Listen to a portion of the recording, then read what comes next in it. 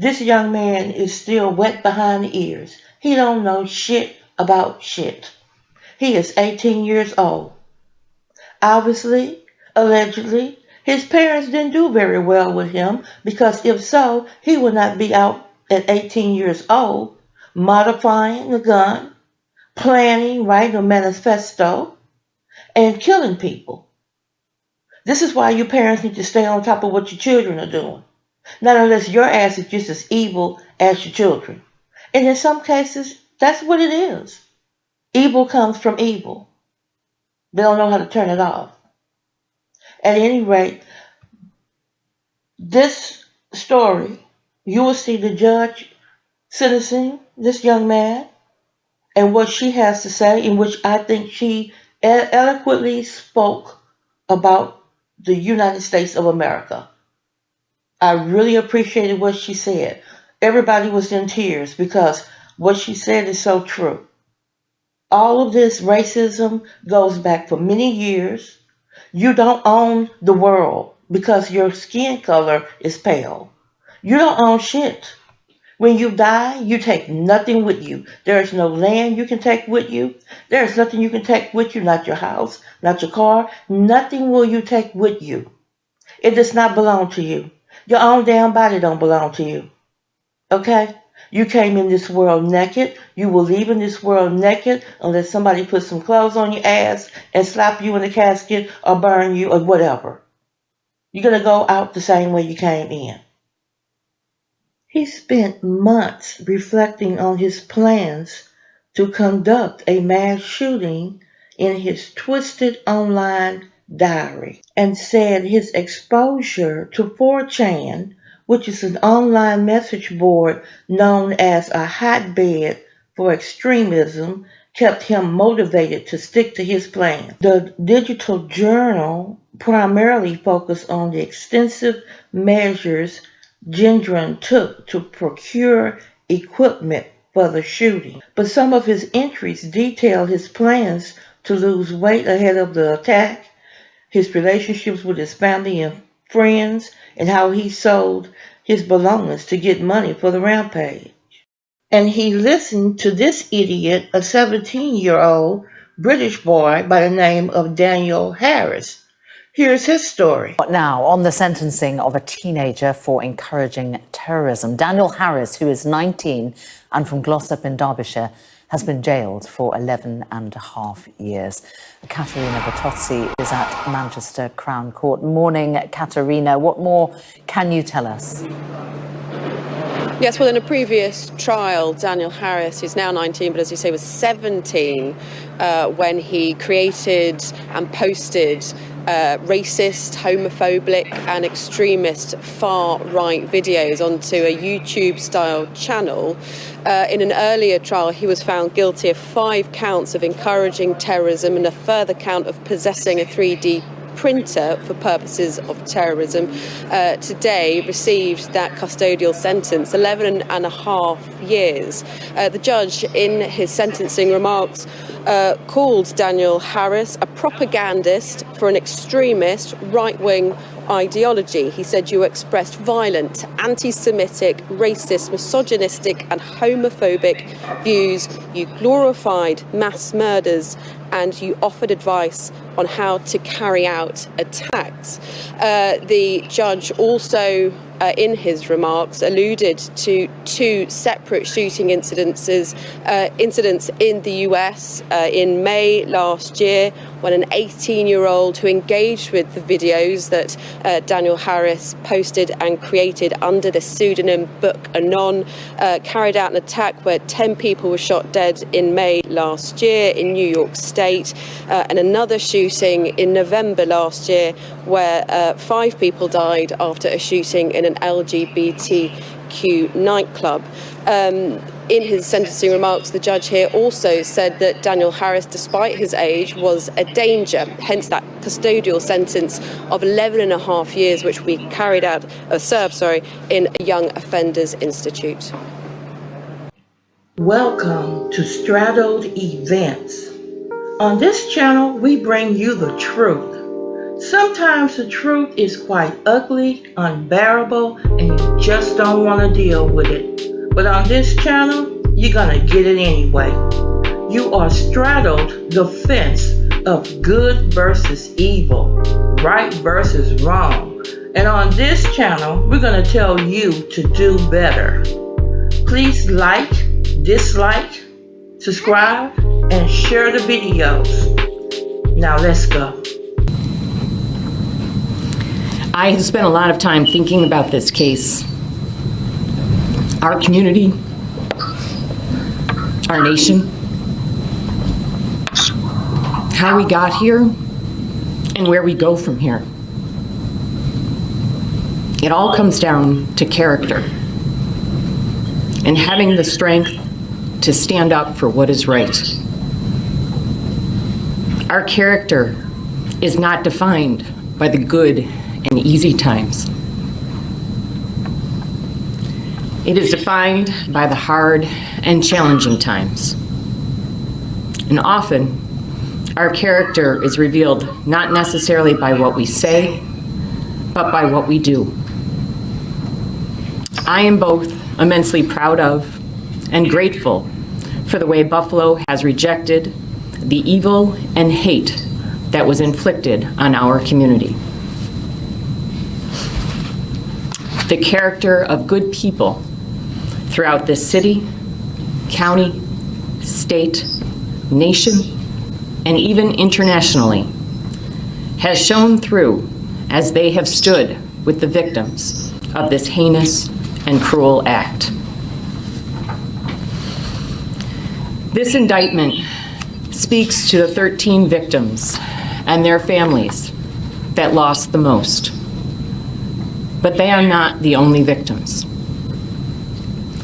There are thousands that have been traumatized directly and vicariously by this defendant's actions.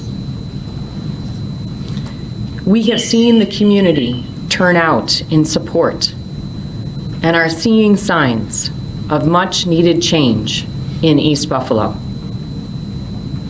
It is a testament to the power of love and compassion to overcome evil and hate by turning pain into purpose. But it is just the beginning. We have a long way to go. This hateful act and other similar hateful acts across the country, motivated by white supremacy and replacement theory, are a reckoning for us as a nation. The ugly truth is that our nation was founded and built in part on white supremacy, starting with the treatment of Native Americans by the first European settlers, to the cruel, inhumane, economic engine, nation-building practice of slavery, to indentured servitude, to Jim Crow laws, to government policies creating segregated public housing with communities of color often placed in environmentally hazardous locations, to the manner in which expressways were built, dividing urban neighborhoods to create easy access to government-subsidized developments in the suburbs with restricted covenants prohibiting the sale of suburban homes to African Americans,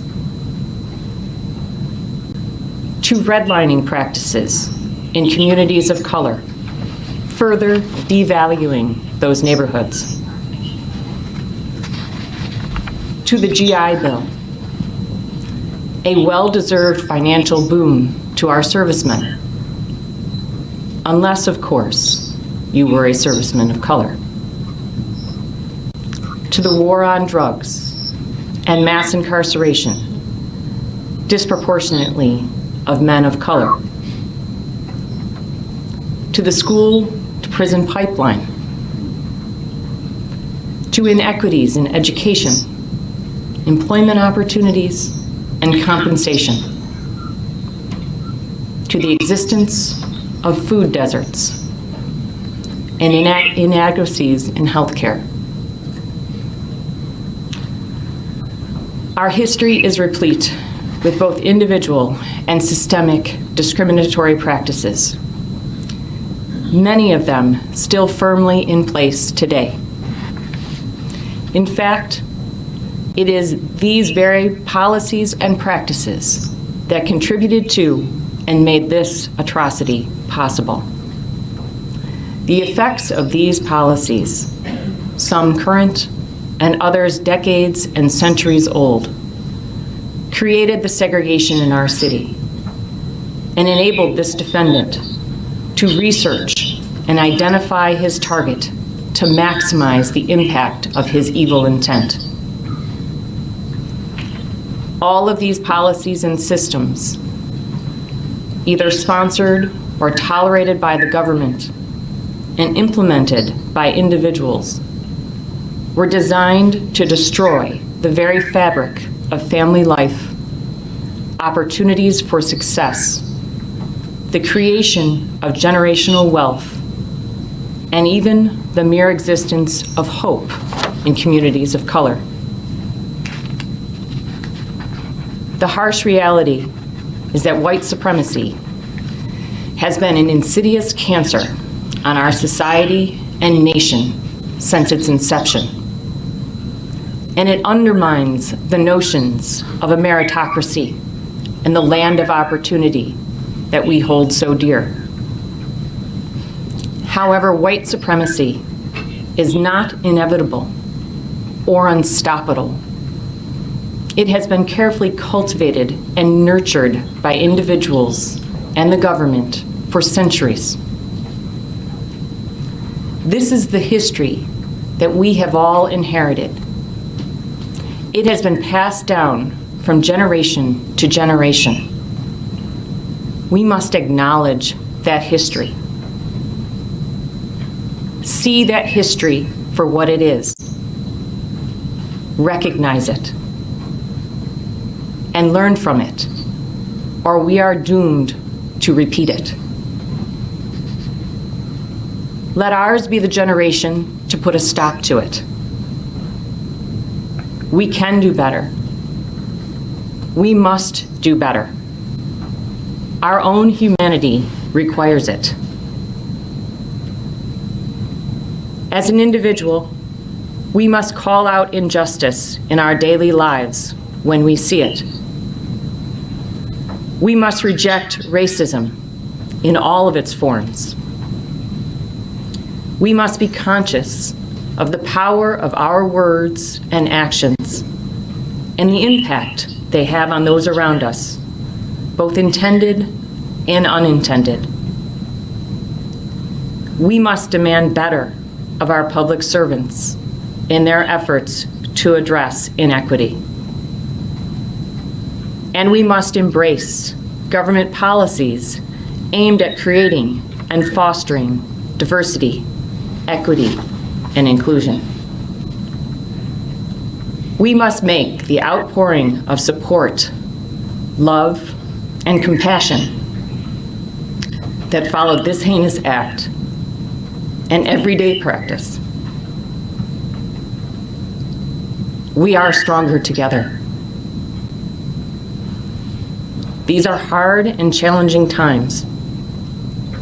Our characters are being tested. The future of our nation is at stake. Are we up to the challenge? I believe that we are. In the words of Poet Laureate Amanda Gorman, there is always light, if only we are brave enough to see it. If only we are brave enough to be it. Now let's go to part 3 of the sentencing.